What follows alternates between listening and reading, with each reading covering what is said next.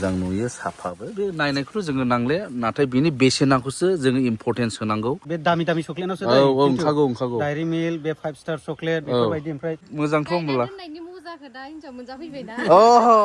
नों गायना दोनदोंमोन ना गोसोथोलायनाय समाव नै नायदो बा बेथ' सिथ्ला खाथियावनो नै सिथ्लायावनो होनजाबाय केजियावहाय बेसेबां दा बियो 600 टाका केजि आरो गथायोबा माने 60 70 80 सिम थाङो आरो थाइसेयावनो माने गोबां लाङोब्ला एसे दामफोरखौ मिलायना हरगोन ओरैनोथ' दा 60 बे नोंहा गोसोनाय दंना गैया प्रप'ज होबाय सानसेयावनो ओमफ्राय बेसे गोबावजों लाना फैयामोनलाय बेवहाय नोंखौ आयु मास मोनसे गोसोलायनानैनो हाबा आरो खुलुमबाय लोगोफोर भिडिअखौ जागायबाय गामिनि बाजार बे जाहैबाय साब बाजार जोंनि बाजार बियो ओमफ्राय अखा हादोंमोन दा एसे साफा जाबाय अखा हानानै हाद्रिफ्रा खम जाबाय दा थांनो ओंखारबाय जों बेनिफ्राय आंजों सोमखोरजों थांगोन माने सोमखोरखौ लांफागोन आं होमब्ला रेडि जाबाय जों थांनायसै नैबेलाय सोमखोरानो वा नोगोद एक्टर नुयोलै बेखौबो दाबो फिसा सानैनि फिफालाबो सानै आंनिबो सानैखा लेट्स गो ओमफ्राय लोगोफोर कमेन्ट खालाम मबाइल गोदानजों माबायदि नुदों भिडिअफोरा ओंखारबाय जोङो जोंनि साब बाजारनिफ्राय मा नाम होनदों थब्लानाव थाङो नामा थब्ला होनो जाहैबाय आरो स्कुल लाइफआवहाय निकनेम स्कुलनि मिथिखाबाय दानसरां नाम माने कक'वा नार्सारिनि बिजनेस फालांगि जाय खालामदों बेनाव थांगोन नालाय लोगोफोर अब्ला जोङो फैयै दा आइफवालि मोनफैबाय आइफवालि ब्रिड्जआव गाबाय नै दि जाब्रां ब्रिड्ज माबायदि नुदों नायदो लोगोफोर अब्ला लोगोफोर जोङो मोनफैबाय चिरांखुंग्रि बेनि न'आ ओरै माबा गयबारि सिङावसोलै हनै फैगासिनो मानसिया गोजोन्थों फंबाय बेनो जाहैबाय कक'वा अस्ताद कक'वाखौ सिं सा रोदा रुदु मिथिजोबखायो जाहैबाय बिसोरो बेनो ओमफ्राय गामिथारा बे चिरांखुंग्रि गोलैयो नोंसिना बेंथल खुंगुरि ए बेंथल लामानि साहानिफ्राय चिरांखुंग्रिसो आरो आच्छा गय बागान माथो गयालाय ओरैनो महरा एसे बिफाङालाय मा जारोम फुराना बिफां जायो बहुत फुराना बैसो जानाय बिफां फैबाय नै फंबाय दानस्रांमोननियावहाय नङा बेनोसै नै गिबियावनो माने बिदिजोंसो वेलकाम जाखायो आरो बेनावहाय नै बेफोरबायदि कक'वा बिफांजोंसो वेलकाम खासै नै फिथाइफ्राबो बिराद थायनानै दङ दा नै बाब नाथालायखानांगौ मोजां बयबो माबा मोनसे गाव गावनि इन्ट्रेस्टखौ लानानै फालांगिबो खालामनांगौ जौगानांगौ न'खरफ्रा मादै दे गोजोन्थों दे बेवहाय नोंबो बेवहाय होनो जाबाय अजाया अब्ला लोगोफोर सफैबाय दिनैहाय आरोबाव मोजाङै आरो साबसिनै फुल डिटेल्सै आं नोंथांमोननोहाय कक'वानि बारैहाय नोंथांमोननो खिन्थागोन बेनिफ्राय जायफ्रा खेथि आबाद मावनायावहाय इन्ट्रेस्टेड नोंथांमोना गोसो होनानै नाय नैबे भिडिअखौ बेनिफ्राय कक'वा गायनायखौहाय ट्राइ खालामदो सोरगिदिं बिसिने सेस कक'वा बागानजों आरो नङा बिसोर हौवा हिन्जाव सानैजों फंबाय बेवाय बिसोर मिलायनानै नैबे बर' न'खरा फालांगि खालामगासिनो दं जा जोङो बर'जों बर' एखेबारे सापर्ट खालामलाय ट्राइ खालाम कक'वा ओमफ्राय फुल सापर्ट मोनबाय थाखागोन बिसोरनावहाय स' नैबे जाहैबाय दानस्रां फंबाय दानस्रां बसुमतारी ओमफ्राय नैबे जाहैबाय बेवायाखौ उदालगुरिनिफ्राय लानानै फैबाय बियो दा मोजां दा मोजाङैहाय मिलायनानै फालांगि खालामलायनानै जागासिनो दं आरो बेवायमोना औ बरायलायबावनोसैनो आर'नाइजोंहाय दे हामबायसै बेवाय थेंक इउ दे हामबायसै थेंक इउ सै दानिया बिसिनि एखेबारे बागानखौ जोङो एक्सप्लर खालामनोसै नायदो नोंथांमोना बेनिफ्राय फिथाइया माबायदि जादों जायाखै जोंनि माने एखेबारे गय बारि सिङावनो गायनाय दा नोंसिनिबो दा बेवहाय गासिबो औ दा जोंनि जायगायावथ' बहुद जायगायावनो गय बारि दं दा डाबल इनकाम खालामनो नोंथांमोना सानदोंब्ला बेयो मोनसे बेस्ट अपसन आंनि नुनायाव खारन प्रेक्टिकेलि आं दिनै नुदों बिथांमोननि गय बारि सिङावनो बेसे मोजां बिफांफोर बे कक'वा बिफांफ्रा नै ओरै नायदो ओरैबायदि फिथाइ नै ओरैबायदि थायखायो ओमफ्राय बेवहाय बे माबाया फांसे बिफाङावहाय खय केजि बायदि होयो फांसे बिफाङावहाय हमना ला ओरैनो 20-30 होयो आरो एडभेसेन्ट माने बोथोर खेबसेयाव सिजन मोनसेयाव आरो माने 3 टाइम्स खानो मोनो नालाय बोसोराव खेबथाम 25 केजिसो वाव नै नायदो ओमफ्राय आरो बहुद दं मोजां दं नैबे राबाय दां बेवहायनो एसे राबाय ओमफ्राय मोननो 4 मास नांबावगोन भेराइटिसआनो आलदाखा आलदा भेराइटि होयो भेराइटिसआ आलदा होयो ट्रिनिटेरिय भेराइटिसनो 4 भेराइटिस थायो नालाय ट्रिनिटेरिय भेराइटिस आच्छा ओमफ्राय दामफ्रालाय एखेयानो दामा एखे रेटआ रेटआ एखे आरो बे फिथाइखौ बोरै थायनांगौ बेनिबो फर्मुला दोङो नैबेखौ प्रुनिं खालामनांगौ आरो ना आच्छा मानावहाय मा खालामगौ बे फर्मुला थागोन बेखौबो गोदाव सोराव मानाव इदि प्रुनिं खालामलाबायजाया आरो हमना आगस्ट सेप्तेम्बर बेबायदियावसो प्रुनिं खालामनो हायो ओमफ्राय दा बायदियाव बेखौ प्रुनिं खालामदोंब्ला प्रुनिं माने मा बेवहाय माने बेखौ बेयाव माबा दालाय थायो नालाय बे दालाय ओंखारदेरलाबायनाया नैजों हासनाय जायो आरो ना नैबे खाथाजों ओमफ्राय गोदाव सोराव इदिनो सेखा बा खरदफोरजों हाखावलाबायजाया आरो बियो बेखौ मोजाङै हाखावनांगौ ओमफ्राय नैबे बायबाय एसे उसुबिदा जायो माने बिफांखौ गब्ल' होनाय जायो आरो गब्ल' होनाय बोलो होयो बोलो आच्छा बेनिफ्राय नैबाव नै आयौ माथो गाहायावनो थायो बे देग्लाय फार्स्ट टाइम थायदों बे फार्स्ट टाइमावनो इदि थायखादों हाइब्रिद बियो हाइब्रिद ओमफ्राय बिनि फुलिखौबो मोनो नोंसिनाव हाइब्रिद बिनि फुलिखौ मोनखायो ना मोनो माने मिक्स लगाय गथाय दोननाय जायो आरो फुलिखौ आलादा दोननाय जायाखै आच्छा आच्छा मोजां नुयो साफाबो बे नायनायखौथ' जोङो नांले नाथाय बिनि बेसेनाखौसो जोङो इम्परटेन्स होनांगौ मार्केटनाखौ मानसिफ्रा सोरबा सोरबा गियोना दा जोंनि जायगायावथ' बांद्राय फुराना आबादबो नङा बे खेथिया एसे गोदानाखौनो होनजायो बेनिफ्राय नोंसोरो माबायदि माबाफोर मार्केटआव दा खस्थ' दं नामा दाबो माबायदि मार्केटआवथ' माने खस्थ'आनो गैया आरो दा माने जोंनि जायगायावबो बेफारिफ्रा डाइरेक्ट न'आव फैयो आरो न'आव फैना लांफैखायो ना लांफैयो जेरै गय बायदि बेबायदि जाबाय ओमफ्राय बिदि गय बारि सिङाव गायब्ला एसे फिथाइफ्रा खम जायो नामा साइख्लेमफोर नांला ना माबोरै ना बे फिथाइनिया जाया जेबो डिफारेन्स गैया माने 60% बा 70% साया मोनला साबसिनबावसो साइख्लेमसो नांखागौ साइख्लेमसो नांगौ बेबायदि आरोखि होमब्ला बिदि साया मोननो मोजां माने बुस्थुआ इन्टारक्रपिंनिसो होनजायो आरो बेयो होमब्ला बेस्ट इन्टारक्रपिं बबेबा आबादजों मावफानाय जेरै जोंनि जायगायावथ' एखे गय बागानजों बुंफबनाय होमब्ला गायसनल' दोनहैदो आरोबाव डाबल इनकाम जागोन गयनिबो मोनबाय खख'वा फिथाइनिबो मोनबाय ओमफ्राय जोथोन बिराद लानांगौ ना बांद्राय लानाङा ना माबायदि जोथोनाबो नाङा बोसोराव खनसे जेन'बा बोसोरसे जायोबा गायजेननानै होनब्ला बोसोरसेयाव माने प्रुनिं खालामना होनाय जायो माखासे दालाय बांद्राय ब्रान्चफोरखौ आनवान्टेड ब्रान्चफोरखौ दानखाना होनाय जायो आरो बे समाव माने बियो माने बिबार बारनो रेडि जाबाय आरो बिबारा माने माखासे बेबायदिनो आरो प्रुनिं खालामनो रोङियावहाय बिबारल' बारो मुसिगारलांबाय थायो सोरनिबा आच्छा बे जाहैबाय मेन प्रुनिं खालामनो रोङियाव जायो बे आरोखि दालाय हागारनायखौ होनदों आरो ना दालाय हागारनांगौ होनब्ला दालाय हागारोब्ला नै बेफोरबो गब्ल'बाय आरो फिथाइया गिदिर गिदिर माने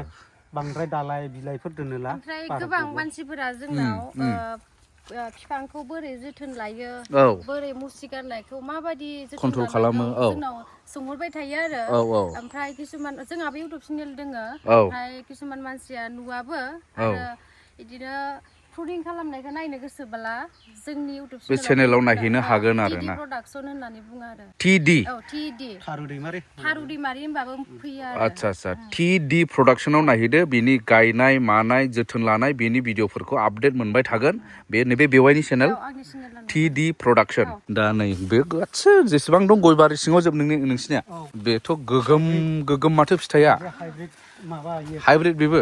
क्रिलिय' भेराइटिस होनो बेखौहाय क्रिलिय' भेराइटिस ओमफ्राय हाइब्रिद आरो बियो नर्मेल दं बिनिफ्राय एसे फिसासिन जाग्रा बियो हाइब्रिद आरो बे मोदोमफुल बायदि जायो बे आरो गोलाव मोदोमफुल बायदि गिदिर जायो आरो बिनि देरसिनबावो बियो आरोबाव देरसिन दंबावोमोन आरो दाख्लि नायदो नै फिथाइफ्रा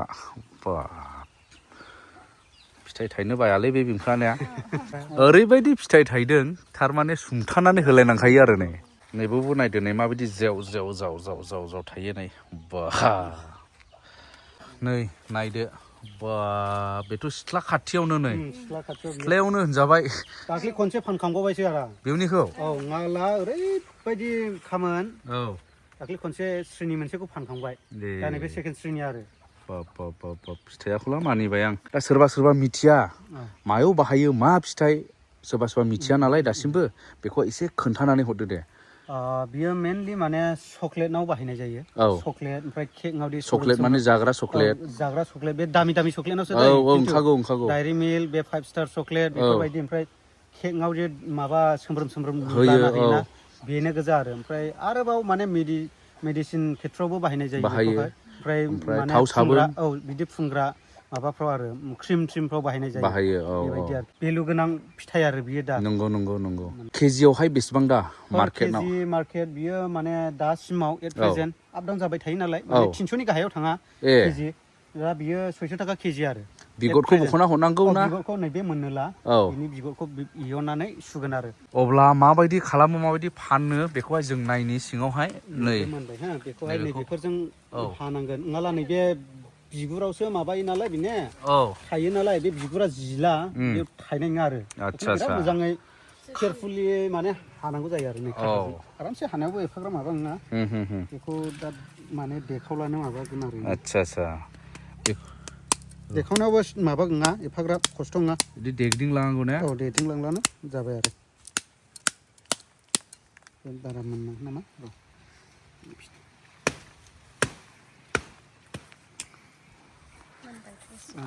नै बेबायदि आरो सिङावहाय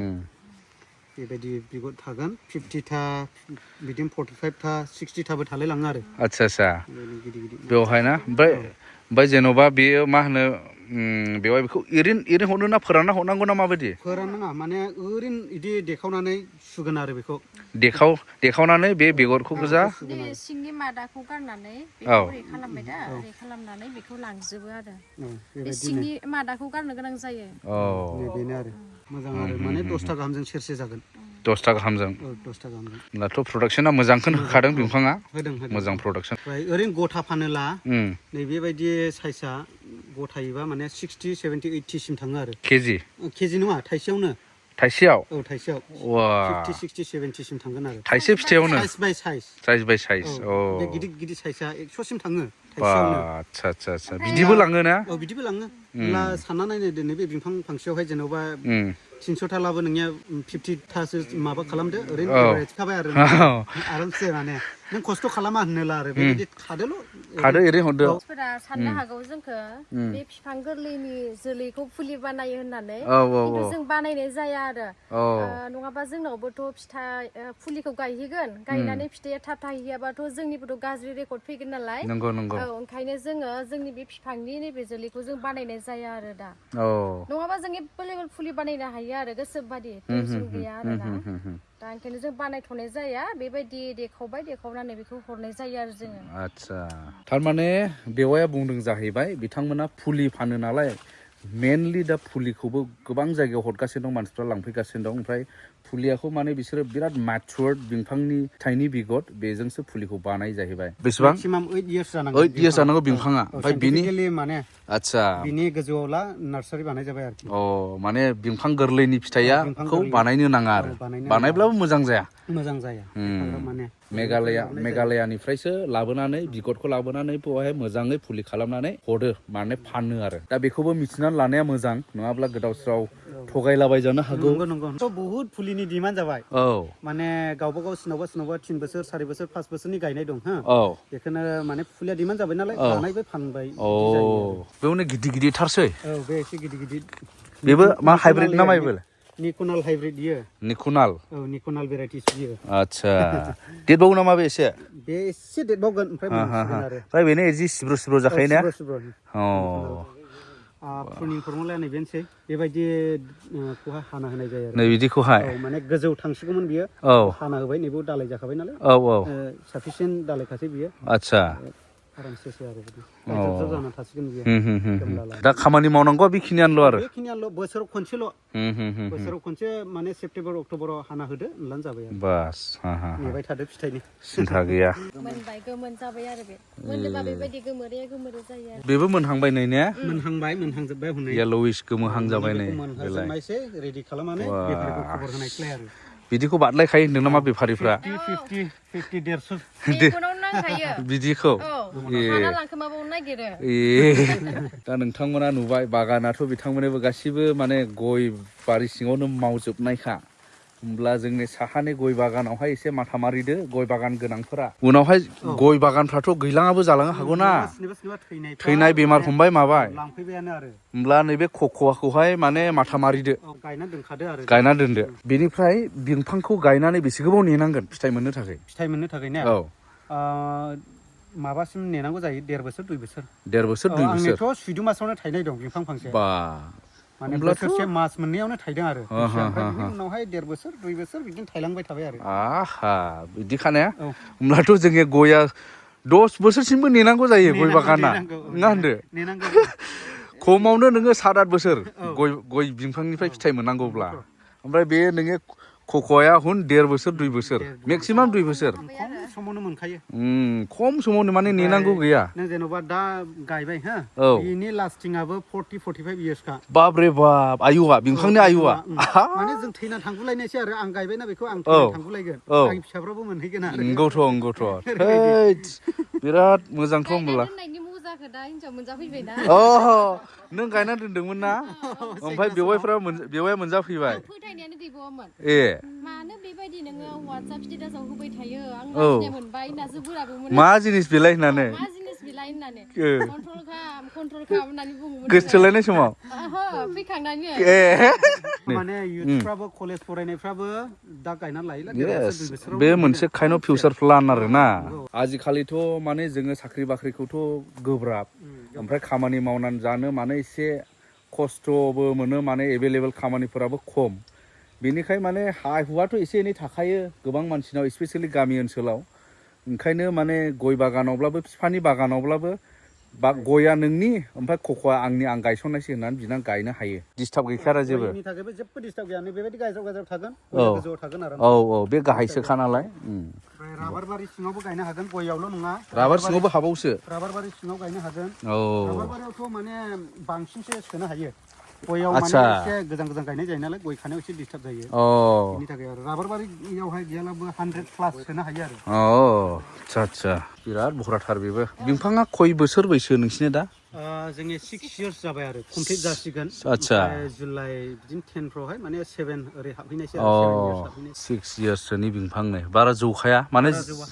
जौखाया ओमफ्राय जौहोनोबो नाङा सना होलानो जाबाय ओमफ्राय लोगोफोर बिथांमोनाव फुलिया एभेलेबल दा बिथांमोननि नार्सारिनि नामा जाहैबाय स्काई नार्सारि नैबेलाय दा स्काई नार्सारिनिफ्राय लांदो ओमफ्राय स्काई अख्रां मोनजासे नोंथांमोना रां खामायहैदो ओमफ्राय बिथांमोननि स्टकआ नै बैयावनो नोंथांमोननो दिन्थिहैगासिनो दं बेनिफ्राय बिराद मोजां क्वालिटिनि नार्सारिखौ बानायो होन्दों बिथांमोना मानो होनोब्ला बिथांमोना बिगदाखौ बाहेरानिफ्रायसो लाबोयो बे जोंनि लकेल नङा माने लकेलावहाय बिफां गोरायानो गैथ'खाया गोबां मानसिफोरनाव दा नैबेयाव नायदो नै बेयावबो दं बेयावबो दं बेयावबो दं ओमफ्राय लकेसनखौहाय एसे खोन्थानानै हरदो लकेसना ने चिरां डिस्ट्रिक्टनि सिङाव थानाय बेंटल खुंगुरि आरो काजलगावनिफ्राय दावखोयोला एसे साहा फैनांगोन ओमफ्राय ओरै भुटाननिफ्राय एसे नामायनांगोन ओमफ्राय सोनाब गसाइगावनिफ्राय फैयोला डाइरेक्ट ओरै गसाइगावनिफ्राय फैयोला कासिकट्रा मोनला दावखोलानो जाबाय डाइरेक्ट दावखोनो हायो बेबायदि ओमफ्राय ओरैनोथ' लामाखौ गुदु गादा मोनथिस्लाबजोबहोनोबो हाया जानाय मोनगोन ओमफ्राय गुगोल लकेसनाव मोनगोन आरो स्काई कक'नाट चक्लेट नार्सारि होब्लानो फैजोबगोन आरो आच्छा दा गुगोलावबो लकेसन सोखाबाय बिथांमोना दा गुगोल मेपजोंबो फैनो हागोन अब्लाबो जुदि आन्दायबावोब्ला सिदा खालामनांगौ गैया स्क्रिनावनो कन्टेक्ट नाम्बाराथ' दंबाय थाखायोखा बेवहाय कन्टेक्ट खालामदो आरामसे सफैगोन माने खोन्थाहरगोन ससेनिफ्राय नांगौला लायबावगोन ना माथो बेबायदि गोजाननिफ्राय फैयो माने बेनिफ्राय जोंनि सानजा साइडफोरनि थाखाय सुबिदा जाबाय बेनो बिथांमोनहा माने उदालगुरि बेरगाव 2 नं टटलापारा होननायावहाय दा बेनिफ्राय लायनो हागोन दा कन्टेक्ट खालाम बे एखे नाम्बाराव कन्टेक्ट खालामब्लाबो जायो ओरै सानजा साइडनिया माने सनितपुर डिस्ट्रिक्ट उदालगुरि डिस्ट्रिक्ट दरं बायदिसिना ओरै तामुलपुर बाक्साफोरनियाबो गोसोब्ला बे सानजानि जेनाखि स्टक बिथांमोननि बेवहाय लायनो हागोन बेफोर जाहैबाय नै स्ट्रं फुलिफोर बेयो खय मासनि बेवहाय 7 मान्थनि जाहैबाय ने 7 मास जानाय नैबे आच्छा बोसोरसे बारबाय देरबायथ' नै बोसोरसे बारनाय आरो ने इयो बेवहाय बे नोंसोरनो बानायजोबनायखा बोसोरसेयानो जाबायनो बेबो ओमफ्राय दानिया रेटखौहाय माबायदि होयो रेटआथ' माने स्टार्टिं दङ आरो 60 निफ्राय 70 आरो ओमफ्राय बेनो 70 लागोन बे नङा आरो फैनानै माने मिलायफैजागोन एसे मिलायजागोन बुरजा लाङोब्ला बुरजा लाङोब्ला 7 मासआ जाहैबाय नै 60 नैबे 7 मासनि नै ओमफ्राय नैबे बोसोरसे बारनायनि 70 बेबो बोसोरसे नै 70 आरो दा नैबे फिसा फिसाया माने 10 रुपिसनिफ्राय दङ आरो नैबे बुकिं जाबायनो माने 10 रुपिसनिफ्राय दंमोन नैबे 50 रुपिसनि नैबे 50 रुपिसनि बुकिं जाबाय जाहैबाय नै खय मासनि बेलाय 6 माससो जाबाय दा 6 माससो ना बे दामफोरा बैसोखौ लानानै जायो नामा मासखौ लानानै जायो मासखौहाय बिसिनि बानायग्राया बेलाय बिगुर सोबाय नामा बेवाइयाव बेगर सोनाय जाबाय बेयो गासै खख'आनो जोब खख'आनो जोब नांगौ बादि जों मोनबोआखै नालाय बैसोगोरा बिफांनिखौ ओंखायनो दा जोङो नै फुलिखौ बानायजोबनो हायाखै आरो आतसा बेयावबो लस दोङो जानाय जायै थायो नालाय आयं हाय होनदो मा दे हाय होनदो दे blessing good बिसिनि गथ' बियो नानि blessing नोङो blessing बे न'खरनि बोर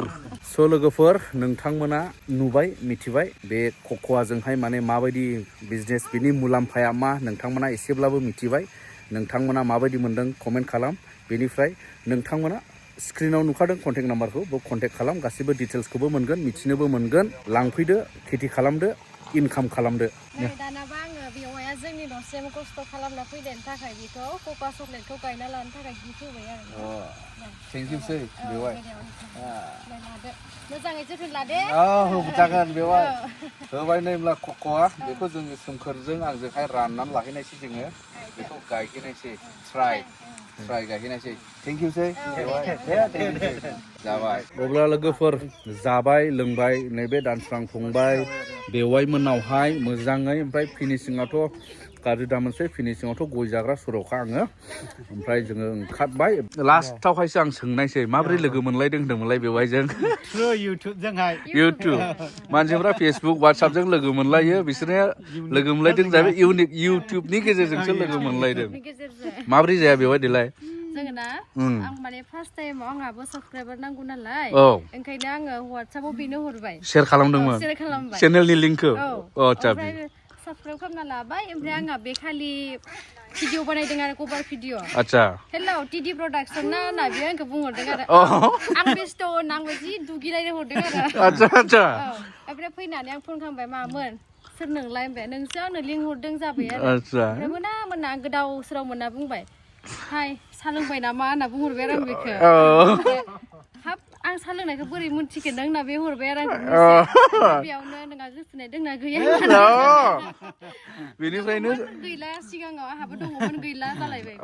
प्रप'ज होबाय सानसेयावनो ओमफ्राय बेसे गोबावजों लाना फैयामोनलाय बेवाय नोंखौ आंखौ जानुवारिनि 7आव बियो हरदों फेब्रुवारिनि 18आव फैदों मास मोनसे मोजां मोनलायनानै गोसोलायनानैनो मास मोनसेनि उनाव हाबा आरो मास मोनसे गोसोलायनानै हाबा ओमफ्राय माखासे गोसो थोनाय अनलायनायाथ' हाबा जाखांनानै जालांबाय थाबाय आंनोबो बारा गोबाव नंखाया मास मोनथामसोल' गोसोलायखादों आंनोबो